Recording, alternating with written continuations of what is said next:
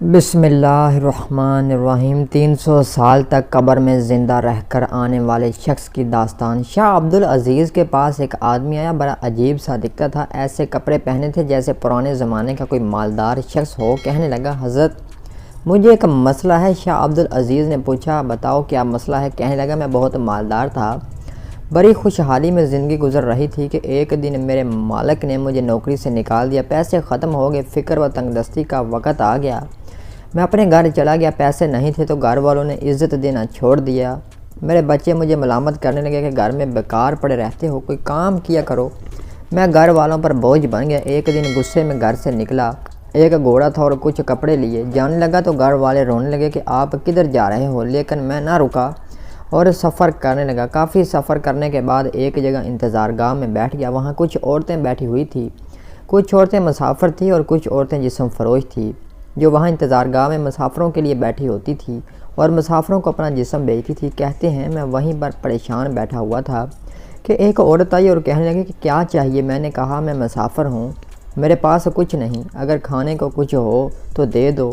وہ میرا مقصد نہیں سمجھی، انہوں نے کھانے کو دیا تو کچھ عورتیں آ گئی اور کہنے لگی رات کے لیے کیا ارادہ ہے؟ تو میں نے کہا میرے پاس اگر سفر کرنے کے لیے بھی پیسے نہیں ہیں، جو کھانا دیا ہے اس کے بدلے مجھ سے کوئی مزدوری کروا لو۔ اتنے میں ایک عورت آئی، مجھ سے بار بار پوچھنے لگی کہ آپ کیوں پریشان ہو؟ میں نے اپنا پورا واقعہ بتا دیا کہ گھر والوں نے گھر سے نکال دیا ہے، میں کہیں مزدوری ڈھونڈنے کے لیے نکلا ہوں اور میرے پاس پیسے بھی نہیں ہیں۔ تو اس نے میرا ہاتھ پکڑا اور گھر کی طرف لے جانے لگی۔ میں نے کہا کہ میں آپ کے ساتھ نہیں جا سکتا، میں غریب بندہ ہوں۔ مجھے زبردستی وہ کھینچ کے گھر کے اندر لے گئی اور کہنے لگی کہ گھبراؤ نہیں، مجھے آپ کے حال پر ترس آ گیا، میں جسم مجبوری میں بیچتی ہوں۔ اب مجھے کمرے میں ایک لے گئی اور ایک تھیلی نکالی، اس میں 10 دینار تھے، وہ مجھے دے کر کہنے لگی یہ پیسے میں نے جسم بیچ کر نہیں کمائے، میں نے مزدوری کر کے کمائے ہیں، یہ پیسے میں نے اپنے کفن دفن کے لیے رکھے تھے کہ میں نے ساری عمر جسم فروشی کر کے پیسے کمائے ہیں، لیکن اپنا کفن حرام کے پیسے سے نہیں لوں گی، اس لیے میں نے مزدوری کر کے یہ کمائے ہیں، یہ پیسے آپ لے لو، اگر آپ کے پاس ہوئے تو دے دینا، اگر نہ ہوئے تو ساری زندگی گناہوں میں گزاری ہے۔ 10 دینار لے کر میں وہاں سے چل دیا کہ ایک جگہ ایک مالدار آدمی کو دیکھا، میں اس کے پاس گیا، کہا کہ حضرت مسافر ہوں اور غریب آدمی ہوں، کوئی مزدوری چاہیے۔ وہ کہنے لگا کون سا کام کر سکتے ہو؟ میں نے کہا ہر کام میں کر سکتا ہوں، فکر و فاقہ اور پریشانیوں کا مارا ہوا ہوں، ایک عورت سے 10 دینار قرض لے کر آیا ہوں، جو بھی کام بولو گے میں کروں گا۔ انہوں نے مجھے اپنے ساتھ مزدوری پر رکھ لیا، اللہ نے مجھے عقل اور سمجھ زیادہ عطا کی تھی، میں اس کا خاص آدمی بن گیا، اس کے پاس جو بھی آتا وہ مجھے دیتا۔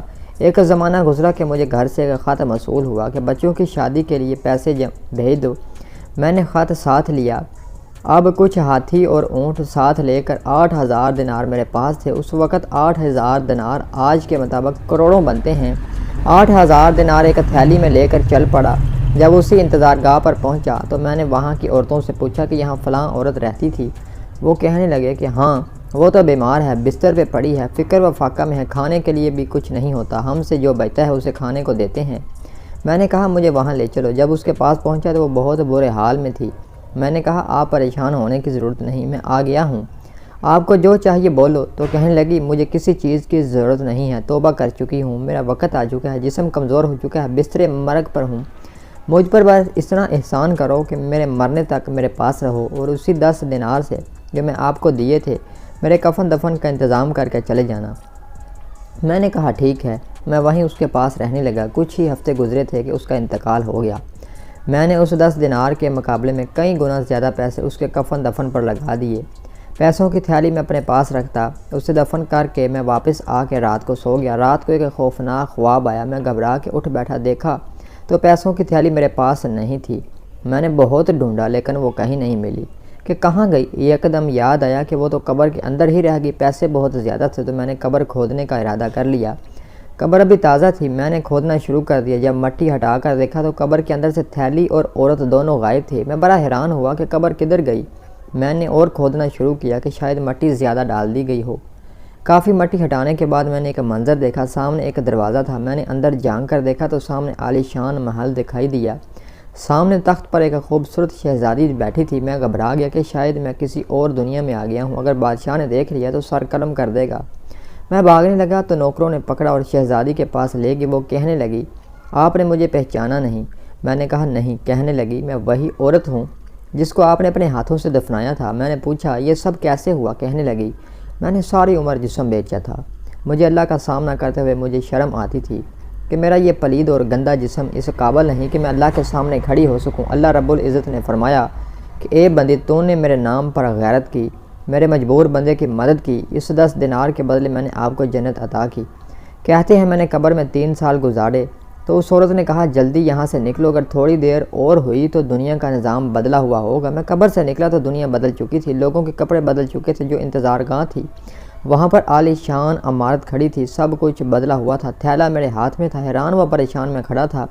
وہیں پر ایک بابا جی کھڑے تھے۔ میں نے پوچھا بابا جی یہاں ایک انتظار گاہ ہوا کرتی تھی؟ وہ کہنے لگا مجھے معلوم نہیں، آؤ میں تمہیں اپنے والد کے پاس لے چلوں، شاید انہیں کچھ پتہ ہو۔ میں وہاں گیا تو ایک نہایت عمر رسیدہ شخص چارپائی پر لیٹا تھا۔ میں نے ان سے پوچھا کہ بابا یہاں پر ایک انتظار گاہ ہوا کرتی تھی؟ تو وہ کہنے لگا بیٹا میں نے خود تو نہیں دیکھا، لیکن اپنے بڑوں سے سنا ہے کہ یہاں ایک انتظار گاہ ہوا کرتی تھی جہاں پر جسم فروش عورتیں رہا کرتی تھی۔